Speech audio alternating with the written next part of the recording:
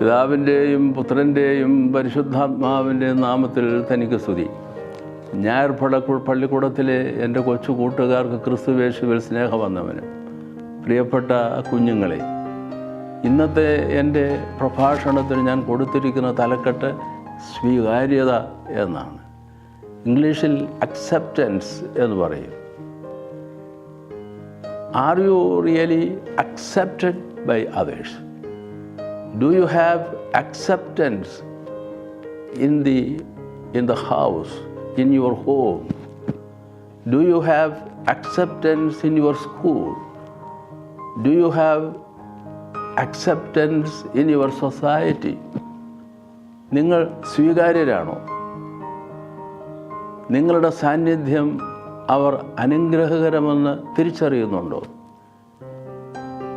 നിങ്ങളുടെ ജീവിതവും സാന്നിധ്യവും നിങ്ങളുടെ ഭവനത്തിന് ഒരു അനുഗ്രഹമായി മാതാപിതാക്കൾ തിരിച്ചറിയുന്നുണ്ടോ? നിങ്ങളോടൊപ്പം ജീവിക്കുന്നവർ അങ്ങനെ മനസ്സിലാക്കുന്നുണ്ടോ? നിങ്ങൾ സ്കൂളിൽ, നിങ്ങളുടെ ക്ലാസ്സിൽ നിങ്ങൾ ഏർപ്പെട്ട് പ്രവർത്തിക്കുന്ന കൊച്ചു കൊച്ചു കൂട്ടായ്മകളിൽ നിങ്ങളുടെ സാന്നിധ്യം അവർ സ്വീകരിക്കുന്നുണ്ടോ? കൊള്ളാം, നന്നായിരിക്കുന്നു, അവനുമായിട്ടുള്ള സഖ്യത്വം എന്ന് തിരിച്ചറിയുമ്പോഴാണ് നമ്മളുടെ ജീവിതം അനുഗ്രഹകരമായി തീരുന്നത്. ടോം പഠനത്തിൽ സമർത്ഥനാണ്, പക്ഷേ എപ്പോഴും അയാൾ നിഗളവും അഹങ്കാരവും കൊണ്ട് നിറഞ്ഞിരിക്കും. പെരുമാറ്റം അങ്ങനെയാണ്, വർത്തമാനം അങ്ങനെയാണ്, പക്ഷേ പഠനത്തിൽ നല്ല മിടുക്കനുമാണ്.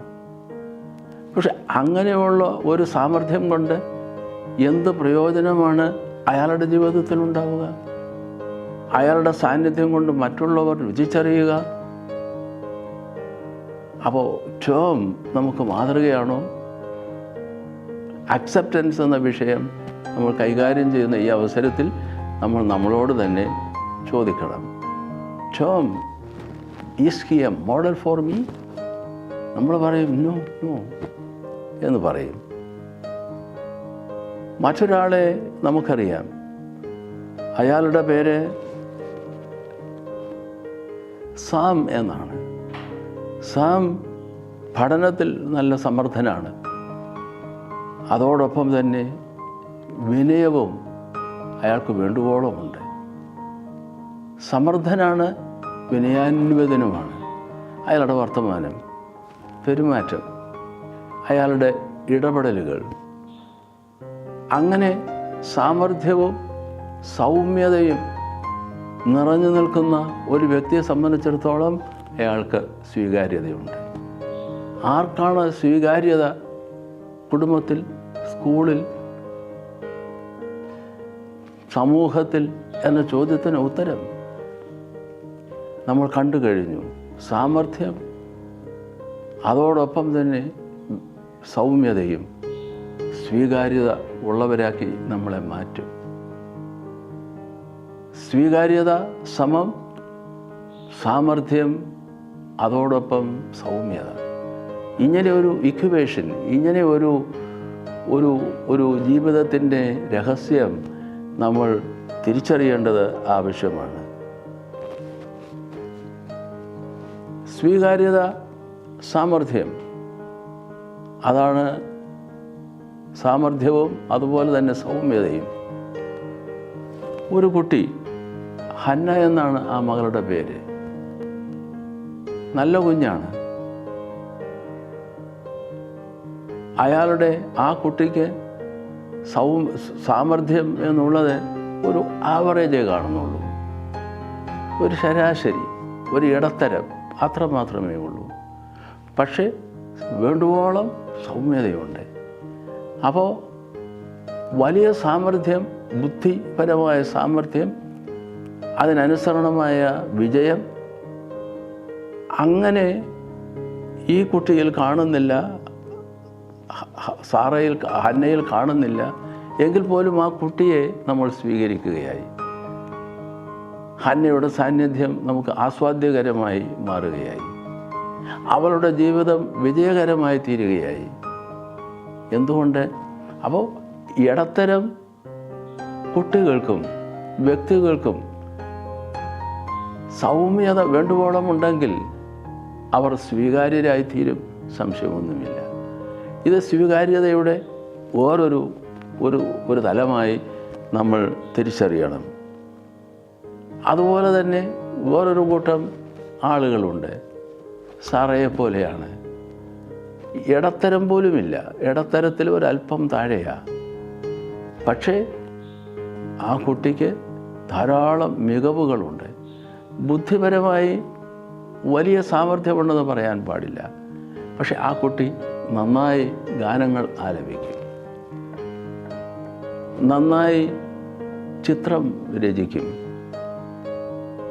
മറ്റുള്ളവരുമായുള്ള പെരുമാറ്റത്തിൽ ധാരാളം സൗമ്യതയും വിനയവും ആ കുട്ടിക്ക് ജീവിതത്തിൽ തന്നെയുണ്ട്. അങ്ങനെ വരുന്ന സാറയെ എല്ലാവരും സ്വീകരിക്കുകയായി. ആ മകൾ എത്ര സമർത്ഥയാണ് നമ്മൾ തന്നെ പറയും. പഠനത്തിൽ വലിയ മികവ് വരുന്നില്ല, ഇടത്തരം പോലുമില്ല, അതിൽ വെച്ചൊരൽപ്പം താഴെയാണ്. പക്ഷേ മറ്റ് കലകൾ അവതരിപ്പിക്കുന്നതിലും, അല്ലെങ്കിൽ അതുപോലെ തന്നെ വേറൊരു കൂട്ടം ആളുകൾ കായികമായ താലന്തുകൾ, മറ്റ് പലതരത്തിലുള്ള മികവുകൾ, അതെല്ലാം പ്രോജ്വലിപ്പിച്ച് അങ്ങനെ സമർത്ഥരായി മാറുന്നതും നമ്മൾ കാണുന്നുണ്ട്. അപ്പോൾ സാമർത്ഥ്യത്തിന് തന്നെ പല തലങ്ങളുണ്ട്. പക്ഷെ അത് മാത്രം പോരാ, നിഗളവും അഹങ്കാരവും ഒക്കെ ഉണ്ടെങ്കിലോ ഒരിക്കലും സ്വീകാര്യമാവുന്നില്ല. സൗമ്യതയുണ്ടെങ്കിൽ സ്വീകാര്യത ആ കുഞ്ഞിനും ലഭിക്കും. ഇങ്ങനെ പലതരത്തിലുള്ള മാതൃകകൾ നമുക്ക് കാണാൻ സാധിക്കും.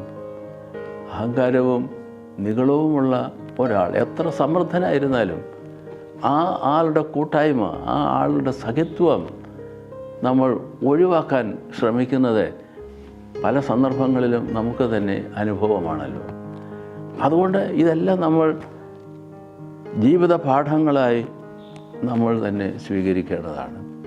കുഞ്ഞുങ്ങളെ, നമ്മളുടെ ജീവിതം സമർത്ഥമായി മുമ്പോട്ട് കൊണ്ടുപോകുവാൻ നമുക്ക് കഴിയും. ബുദ്ധിപരമായുള്ള മികവുള്ള കുഞ്ഞുങ്ങൾ പഠനത്തിൽ സമർത്ഥരാകും. എന്നാൽ എല്ലാവർക്കും തമ്പുരാൻ പലതരത്തിലുള്ള കഴിവുകളും വാസനകളും താലന്തുകളും കൊടുക്കുന്നുണ്ട്. അതൊക്കെ പ്രോജ്വലിപ്പിച്ച് അവർക്ക് ജീവിതത്തിൽ സമർത്ഥരാകുവാൻ കഴിയും. അതോടൊപ്പം തന്നെ ജീവിതത്തിൽ സൗമ്യതയും വേണം. അങ്ങനെയുള്ള ആളുകൾക്കാണ് സ്വീകാര്യത ഉണ്ടാകുന്നതും ആ സ്വീകാര്യതയുടെ ഫലമായി ജീവിതം ആസ്വാദ്യകരമായി നമുക്കും മറ്റുള്ളവർക്കും അനുഭവപ്പെടുകയും ചെയ്യുക. സ്വീകാര്യത സമം സാമർഥ്യം, അതോടൊപ്പം സൗമ്യത. കുഞ്ഞുങ്ങളെ, ഈ കൃപ നിങ്ങൾക്കെല്ലാവർക്കും ഉണ്ടാകട്ടെ എന്ന് പ്രാർത്ഥിക്കുന്നു. ദൈവം തമ്പുരാൻ നിങ്ങളെ ഏവരെയും അനുഗ്രഹിക്കുമാറാണ്.